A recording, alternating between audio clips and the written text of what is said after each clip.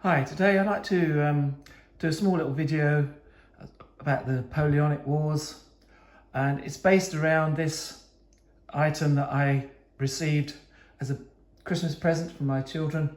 We went round a antiques shop, antiques market in Norwich. I saw this, I pointed it out to my children, and later on they bought it for me as part of my Christmas gifts.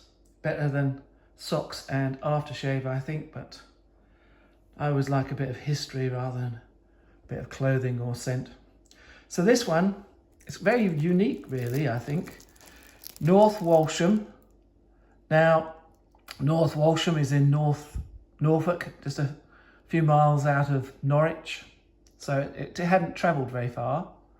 Second festival in commemoration of peace, to be held on Tuesday, the 19th of July, 1814, orders and regulations. Now, this is to do with the peace that came from the defeat of Napoleon. Napoleon was defeated in the Russian campaign of 1812. There was then, as he retreated back to France, all the nations behind him, like Germany, Austria, all took up arms against him. Eventually, he was surrounded in Paris. And on the 11th of April 1814, he was sent to Elba, which is a small island off Italy. He was supposed to be there. He became Lord of Elba. He was given a sort of title. They hoped that that would be the end of it, but no.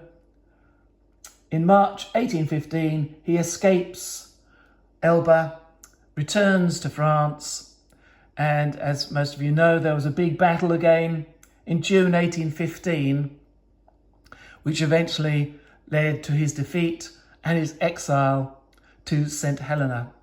And St. Helena is in the middle of nowhere, way into the South Atlantic, hundreds of miles or thousands of miles from any other land. Eventually died in the 1820s, I think it was. Whether it was poisoning or not, who knows, but he died there a few years afterwards in exile. So this is to have a meal in celebration of what they thought was the end of Napoleon. Little did they know that in a few months' time, he would escape. So only in sort of 9 months' time, he would escape and try to take over Europe again. Now, in Britain, we always see Napoleon as the villain, but in places like France, he's still seen as a great leader and a liberator, because he liberated all these countries from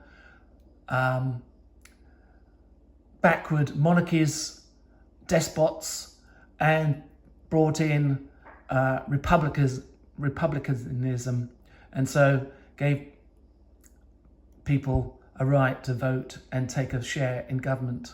So it's one of these things where, whichever side you see, history can be seen by different ways, and so history is never static. It changes with eras. Nowadays, in the 19th century, colonialism would be seen as a great thing. You're a great patriot to expand the empire. Well, now colonialism is seen as a bad thing. So things change over time. So this is for a slap-up meal to commemorate peace, because the war with France has been going on for some 20 odd years. And so on and off, sometimes they had a small peace, and then it was broken quite quickly. So war had been going on for quite a long time. Now you've got the orders and regulations. The dinner to be upon the tables precisely at 2 o'clock. Sounds very efficient. Each person to take his or her place at the table, numbered on his or her ticket. So they were given tickets to go to this. Precisely a quarter before 2. So again, precisely, it's very military, isn't it? The tickets to be delivered to the presidents of the respective tables and no one else.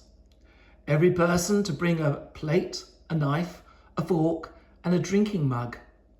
No person to rise from the table till the president directs. No person to be admitted within the range of the tables except those concerned in the dinner. A president and a vice president are appointed for each table, who will provide tablecloths and saucers for salt for their own tables, a cock or tap for their own beer vessels, and carving knife and fork, a plate and a drinking mug for themselves. The president of each table to see to the arrangements of it. Grace to be said and the toasts given on single from a bugle man. So it sounds that this is very much more of a military thing, because there's got bugle there as well. A board with a number to be painted and fixed to each table. The president and vice president of each table to provide 2 waiters and a beer drawer. Waiters, a white one in buttonhole of their coats. Presidents are requested to wear blue riband, and the waiters a white one in the buttonhole of their coats. A list of the presidents and vice presidents of the provisions for each table, and of the toast to be given for the respective presidents and vice presidents, may be seen on applying to any of the committee after Sunday evening. They've got their names of the committee. No illumination to take place in the town. The inhabitants to decorate their houses as they think proper. This was printed in Norwich. So that's very interesting, that this is a bit of a false start. People thought that peace had come, only for a few months later for them to find out it hadn't. With this, I'm going to show you a few other little items I've got, which is over the period. So the person who was doing this would have had these sort of items, probably because this was more for the middling sort. It was not for the working class. You wouldn't see the cobbler or the farm labourer, who made up sort of 80 or 90% of the population were farm labourers. This would be for the yeoman, the doctor maybe, for anybody in the higher ranks of the society of North Walsham. So we've got here, got nice little, now it looks like it's got a bubble, or it gives you that 3D effect of that, like a marble in there, but it's not, because if you look on, see, it's flat, but it does look, when you look at it on this way, there's something like a marble in it. Again, you've got these rings so that you hold it, nice to hold, easy, it won't slip out, even when it's sort of wet with a few drips of wine or whatever you had in there. Easy, very nice to hold it. So that was sort of 1790s, 1780s, so they probably would have had something similar to that.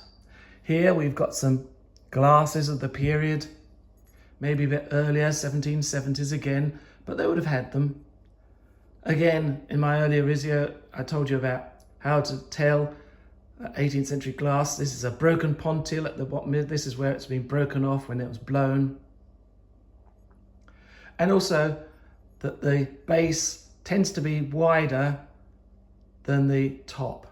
So you can see this is quite a wide base and a smaller top. So it gives you stability when you, and this has got a fluting, little air twist through here. So it makes it very nice. Over here we've got another one of the same sort of period, 1770s, 80s. Again, you've got the broken pontil at the bottom, and you've got these air twist design.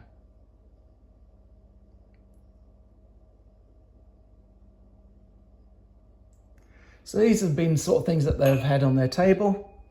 And if they were very posh, they were the lord of the manor or something like that, they'd have had this, which is a silver teapot. It's been quite recent purchase because this was made in 1802, so quite a recent purchase for them. Now here you can see that this is all silver. You can tell it's silver because if you look at the bottom, you've got the marks, you've got the lion, which shows that it's sterling silver, you've got the king's head, you've got a letter for the age, and you've got a couple of other little letters which makes up the name of the maker.